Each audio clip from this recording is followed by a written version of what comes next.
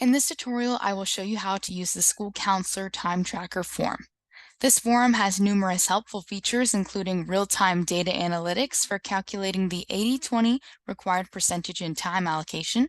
It also makes it easy for school counselors to meet the TEA state requirements. Counselors are also able to easily track and update their monthly time cards daily or weekly for different activities. And finally, it has easy-to-use reports that are principal and administration accessible. So that's just a few of the highlights that you can expect from our Counselor Time Tracker form.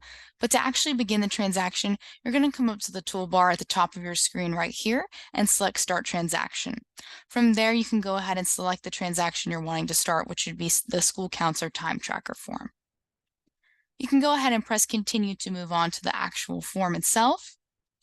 Now, this first page is going to show you days 1 through 15 of whatever month you would like. So for this example, I'll go ahead and select this month, which is July. Now, another thing to keep in mind as you're filling this out is that any of the total fields are going to automatically fill in as you're working through this form. So good news, you won't have to worry about calculating anything on your own.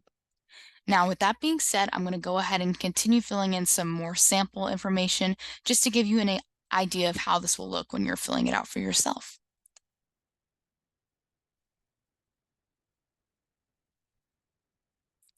All right. Now, going over the actual table, there's a few things I want to point out. The first being this first table is for the counselor program tracking and data analysis report. So any of these slots, you're going to be entering in how many minutes you spent on each activity type. All right, so I'm going to just fill in some numbers really quick, but keep in mind your numbers are going to look different depending on how much time you spent and which categories you spent that time in over a certain set of days. And just like I mentioned, you can see to the right here that these are all auto-calculating as you're going, and that'll be the same for all steps of this process. Now, this bottom table right here is going to be for the number of meetings or events that you attended each day. This is completely optional, but I'm just going to go ahead and fill some more information in here. Alrighty. And now at the bottom here, you can see the total that it calculated from the 1st to the 15th. And once that's complete, I'll go ahead and press continue to the next page. You can see now that the dates have changed to the last set for the rest of the month. So I'm going to go ahead and put in just some more information for these remaining set of days. Alrighty. And I'll do the same for the bottom table. Keep in mind, this is all the same information we saw on the first page. It's just setting it up for you to fill out for the second half of the month. Perfect. Okay. Now, once I have that complete, you can see right down here at the bottom, I mentioned earlier that this form is going to do the calculations for the 80-20 percentage and time allocations, and this is going to be where that's done right here. So you can refer to that as you're going. Now, once you're pretty sure that that's complete, you can go ahead and press sign right down here and then select continue to review.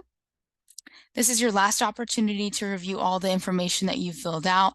And once you've confirmed that it's correct, you can go ahead and scroll down to the bottom and select Submit Signed Document. And once you've seen this screen, that's how you know you are completely finished with your portion of this transaction. Now, one really cool thing that I did mention earlier is that you can update this time card throughout the day or throughout the month or even the week. So to do that, I'm going to go back to the system. And let's say I started a brand new transaction. I'll press continue, and I'm just going to fill in just a little bit of information. Now in this example, let's say that for whatever reason you were only able to fill in the first 3 days. Maybe that's because you're on day 3 of the month. You haven't gotten to the rest of these days for the month yet. Well, if you wanted to save your progress, you can scroll down to the bottom of your screen. And now right here in the bottom right-hand corner, you'll see the Save button. You can go ahead and select that. And now, let me go ahead and input an email address really quick. Just in case, I'll press Save. You can go back to your system, and anytime you're ready to access that same transaction and continue working on it, you'll go to your To-Do List button, which is right here in that same toolbar. And then we'll refresh it.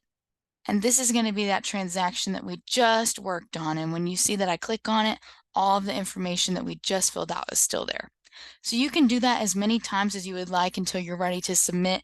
And that is applicable for both this page and the next page. So that's a super helpful tool that you can use while you're working on filling out this time card. Now that's actually going to be all I have for this tutorial in terms of how to use the Counselor Time Tracker. If you have any more questions, don't hesitate to contact us at goodbyetopaper@gmail.com.